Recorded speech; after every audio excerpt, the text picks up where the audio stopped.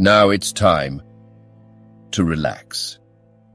Let your body fall into a comfortable position in your bed and drift gently into a state of total relaxation with tonight's story. The Adventure of the Noble Bachelor. The Lord St. Simon marriage and its curious termination have long ceased to be a subject of interest in those exalted circles in which the unfortunate bridegroom moves. Fresh scandals have eclipsed it, and their more piquant details have drawn the gossips away from this 4-year-old drama. As I have reason to believe, however, that the full facts have never been revealed to the general public, and as my friend Sherlock Holmes had a considerable share in clearing the matter up, I feel that no memoir of him would be complete without some little sketch of this remarkable episode. It was a few weeks before my own marriage, during the days when I was still sharing rooms with Holmes in Baker Street, that he came home from an afternoon stroll to find a letter on the table waiting for him. I had remained indoors all day, for the weather had taken a sudden turn to rain with high autumnal winds, and the Jezal bullet, which I had brought back in one of my limbs as a relic of my Afghan campaign, throbbed with dull persistence. With my body in one easy chair and my legs upon another, I had surrounded myself with a cloud of newspapers until at last, saturated with the news of the day, I tossed them all aside and lay listless, watching the huge crest and monogram upon the envelope upon the table and wondering lazily who my friend's noble correspondent could be. "Here is a very fashionable epistle," I remarked as he entered. "Your morning letters, if I remember right, were from a fishmonger and a tidewaiter." "Yes, my correspondence has certainly the charm of variety," he answered, smiling, "and the humbler are usually the more interesting. This looks like one of those unwelcome social summonses which call upon a man either to be bored or to lie." He broke the seal and glanced over the contents. "Oh, come, it may prove to be something of interest after all." "Not social, then?" "No, distinctly professional." "And from a noble client?" "One of the highest in England." "My dear fellow, I congratulate you. I assure you, Watson, without affectation, that the status of my client is a matter of less moment to me than the interest of his case. It is just possible, however, that also may not be wanting in this new investigation. You have been reading the papers diligently of late, have you not?" "It looks like it," said I, ruefully, pointing to a huge bundle in the corner. "I have had nothing else to do." "It is fortunate, for you will perhaps be able to post me up." I read nothing except the criminal news and the agony column. The latter is always instructive. But if you have followed recent events so closely, you must have read about Lord St. Simon and his wedding. "Oh yes, with the deepest interest." "That is well. The letter which I hold in my hand is from Lord St. Simon. I will read it to you, and in return you must turn over the papers and let me have whatever bears upon the matter. This is what he says.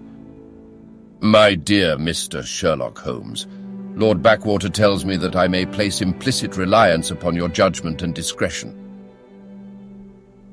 I have determined, therefore, to call upon you and to consult you in reference to the very painful event which has occurred in connection with my wedding.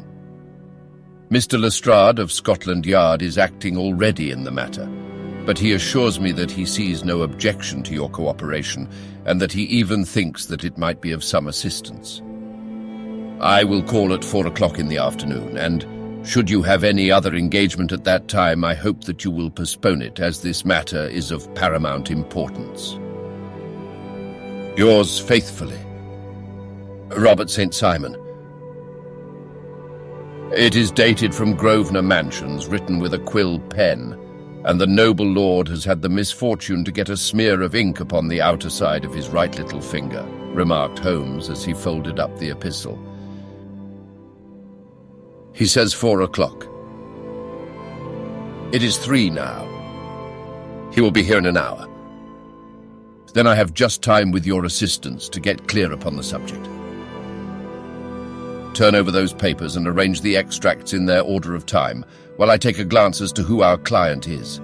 He picked a red-covered volume from a line of books of reference beside the mantelpiece. Here he is, said he, sitting down and flattening it out upon his knee.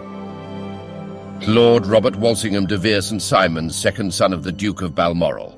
Arms, azure, 3 caltrops in chief over a fess sable. Born in 1846. He's 41 years of age, which is mature for marriage. Was Under-Secretary for the Colonies in a late administration. The Duke, his father, was at one time Secretary for Foreign Affairs. They inherit Plantagenet blood by direct descent and Tudor on the distaff side. Well, there is nothing very instructive in all this. I think that I must turn to you, Watson, for something more solid. I have very little difficulty in finding what I want, said I, for the facts are quite recent and the matter struck me as remarkable. I feared to refer them to you, however, as I knew that you had an inquiry on hand and that you disliked the intrusion of other matters. Oh, you mean the little problem of the Grosvenor Square furniture van. That is quite cleared up now, though indeed it was obvious from the first. Pray give me the results of your newspaper selections. Here is the first notice which I can find. It is in the personal column of the Morning Post and dates, as you see, some weeks back. A marriage has been arranged, it says, and will, if rumour is correct, very shortly take place between Lord Robert St. Simon, second son of the Duke of Balmoral, and Miss Hatty Doran, the only daughter of Aloysius Doran, Esquire, of San Francisco, California, USA. That is all. Terse and to the point, remarked Holmes, stretching his long, thin legs towards the fire. There was a paragraph amplifying this in one of the society papers of the same week. Here it is. There will soon be a call for protection in the marriage market, for the present free trade principle appears to tell heavily against our home product. One by one, the management of the noble houses of Great Britain is passing into the hands of our fair cousins from across the Atlantic. An important addition has been made during the last week to the list of the prizes which have been borne away by these charming invaders. Lord St. Simon, who has shown himself for over 20 years proof against the little god's arrows, has now definitely announced his approaching marriage with Miss Hatty Doran, the fascinating daughter of a California millionaire. Miss Doran, whose graceful figure and striking face attracted much attention at the Westbury House festivities, is an only child, and it is currently reported that her dowry will run to considerably over the 6 figures, with expectancies for the future.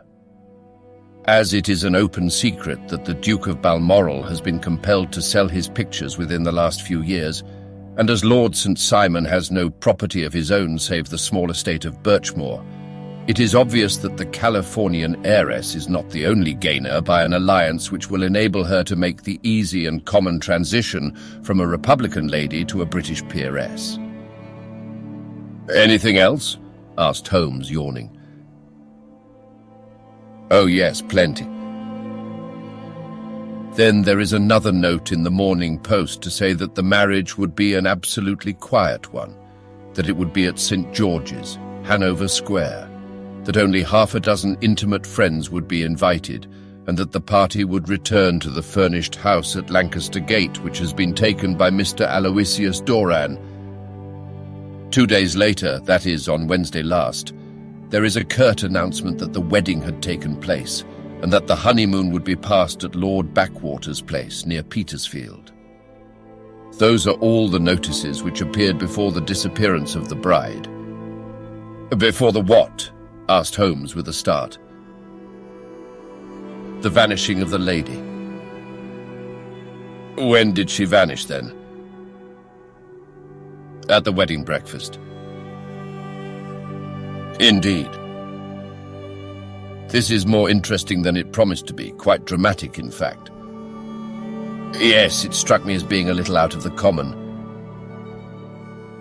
They often vanish before the ceremony, and occasionally during the honeymoon, but I cannot call to mind anything quite so prompt as this. Pray let me have the details. I warn you that they are very incomplete. Perhaps we may make them less so. Such as they are set forth in a single article of a morning paper of yesterday, which I will read to you. It is headed Singular Occurrence at a Fashionable Wedding.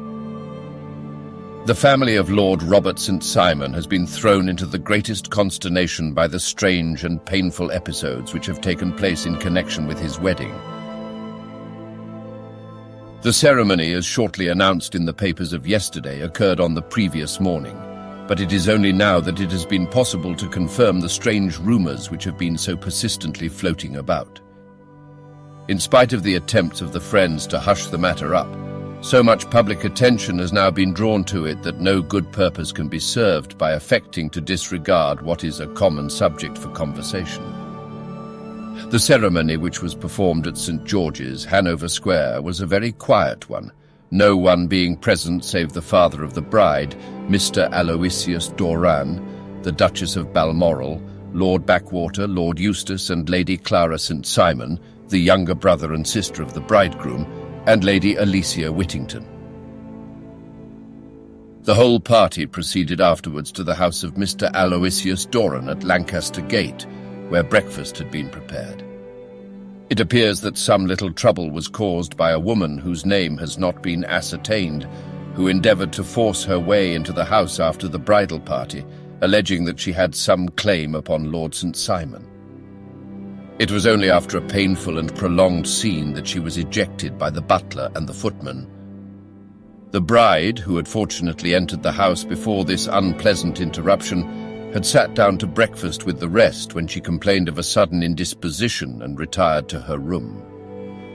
Her prolonged absence having caused some comment, her father followed her, but learned from her maid that she had only come up to her chamber for an instant, caught up an ulster and bonnet, and hurried down to the passage. One of the footmen declared that he had seen a lady leave the house thus apparelled, but had refused to credit that it was his mistress, believing her to be with the company. On ascertaining that his daughter had disappeared, Mr. Aloysius Doran, in conjunction with the bridegroom, instantly put themselves in communication with the police, and very energetic inquiries are being made, which will probably result in a speedy clearing up of this very singular business. Up to a late hour last night, however, nothing had transpired as to the whereabouts of the missing lady. There are rumours of foul play in the matter, and it is said that the police have caused the arrest of the woman who had caused the original disturbance, in the belief that, from jealousy or some other motive, she may have been concerned in the strange disappearance of the bride. And is that all? Only one little item in another of the morning papers, but it is a suggestive one.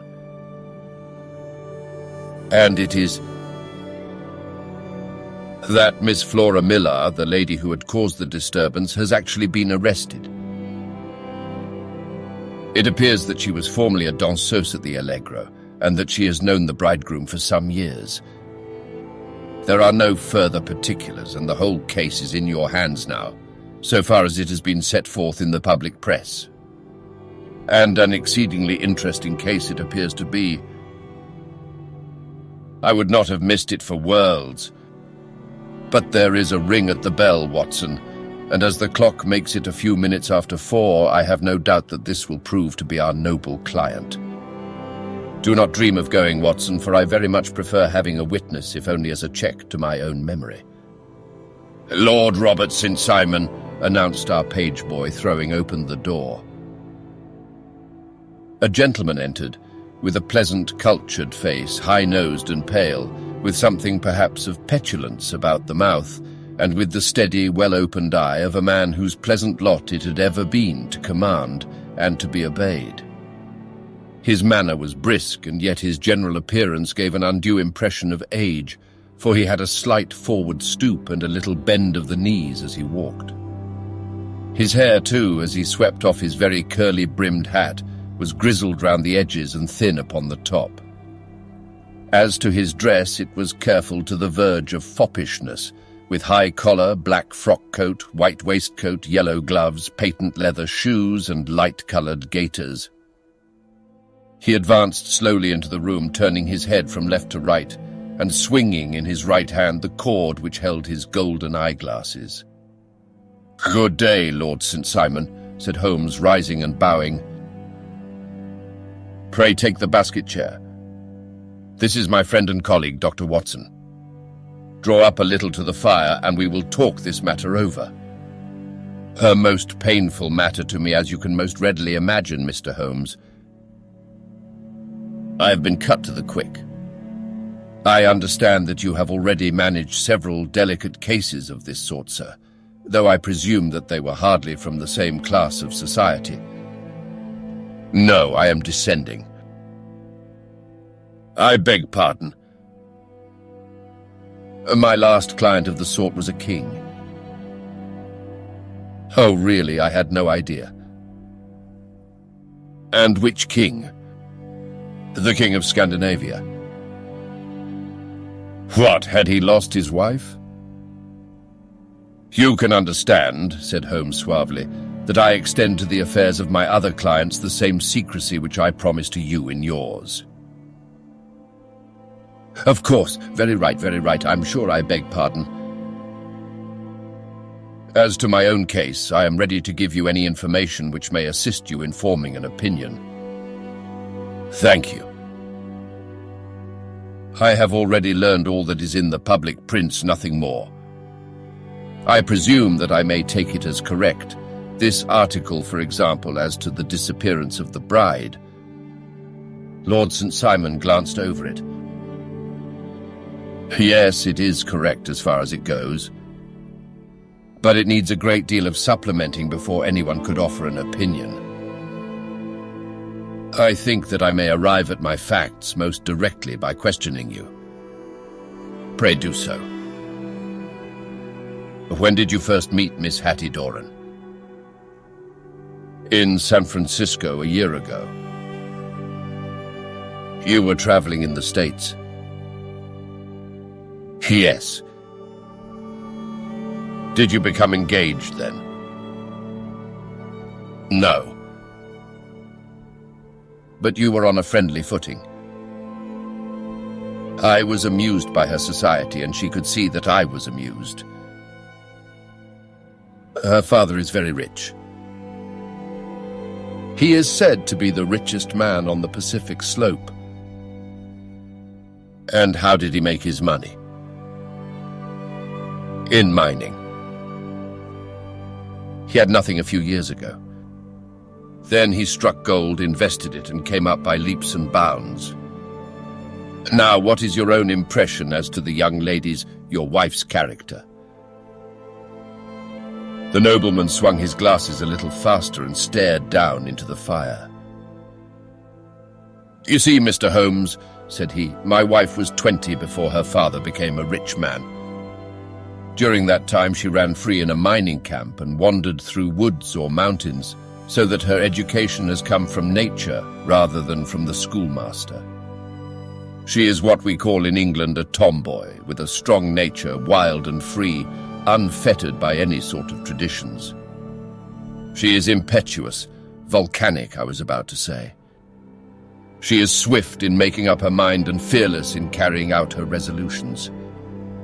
On the other hand, I would not have given her the name which I have the honor to bear," he gave a little stately cough, "had I not thought her to be at bottom a noble woman.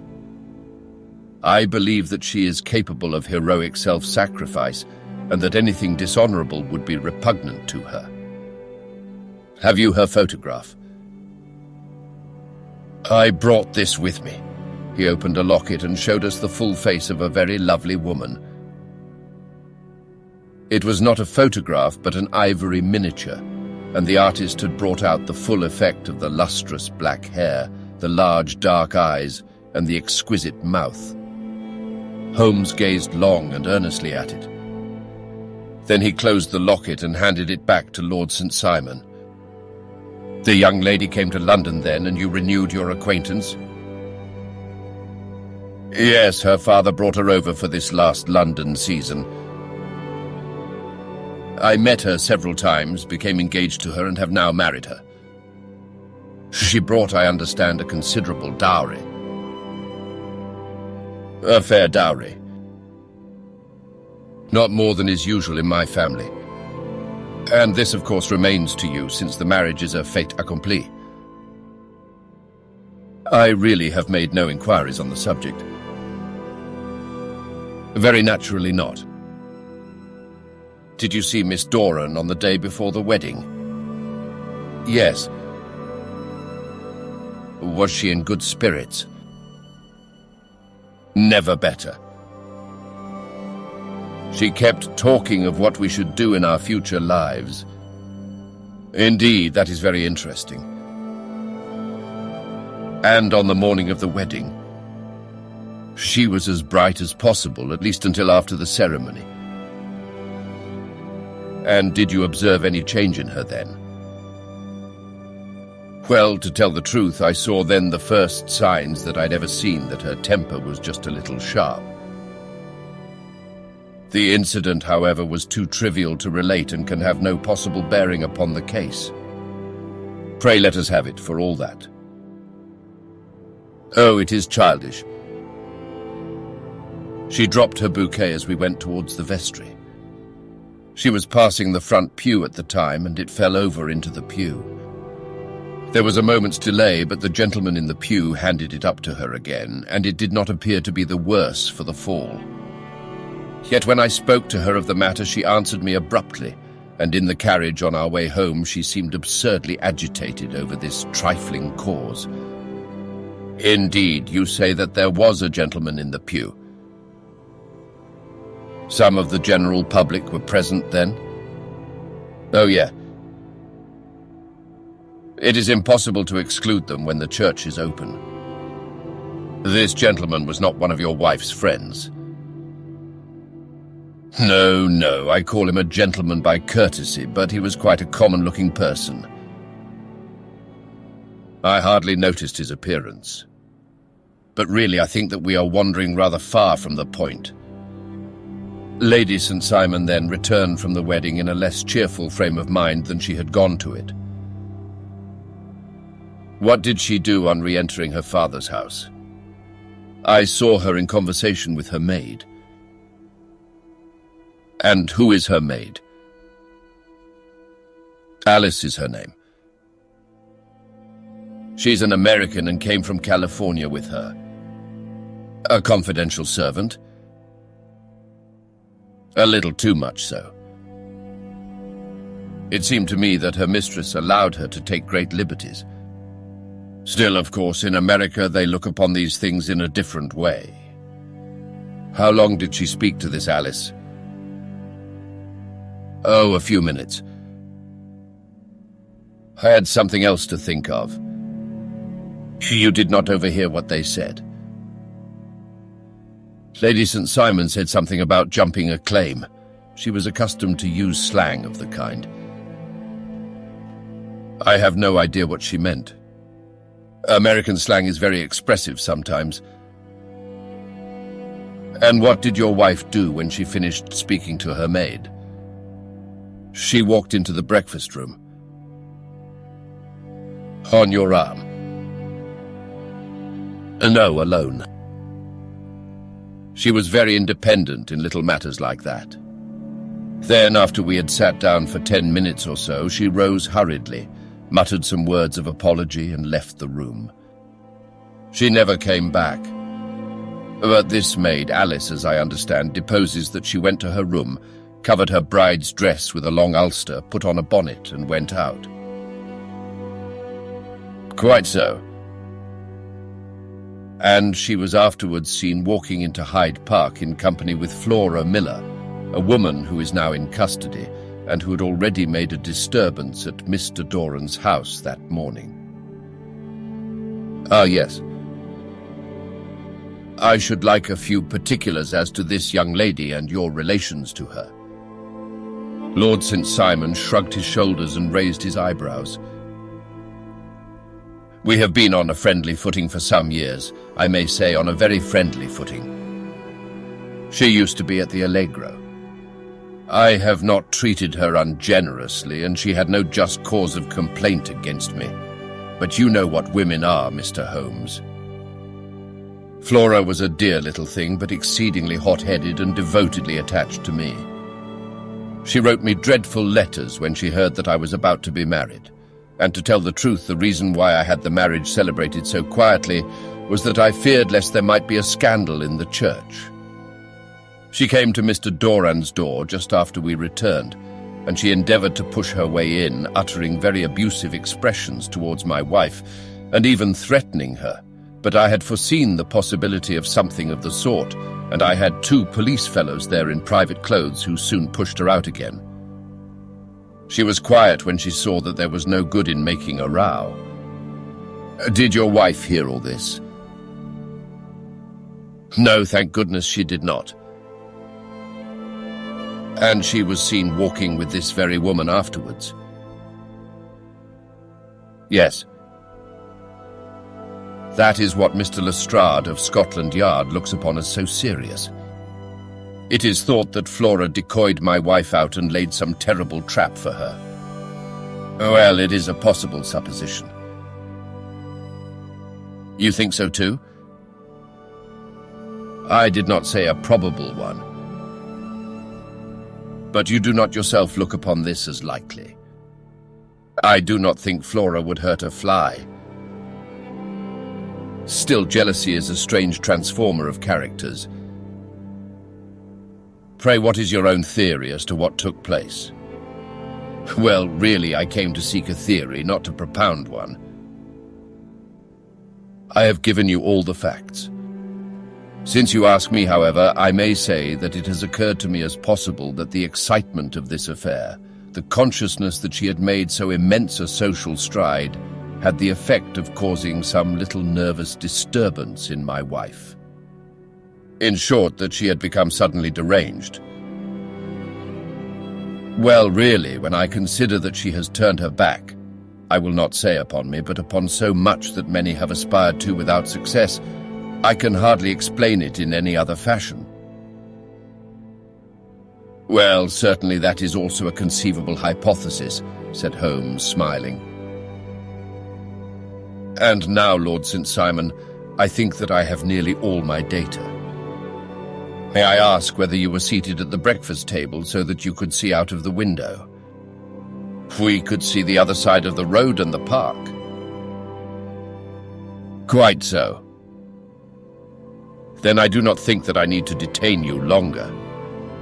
I shall communicate with you. Should you be fortunate enough to solve this problem, said our client, rising. I have solved it.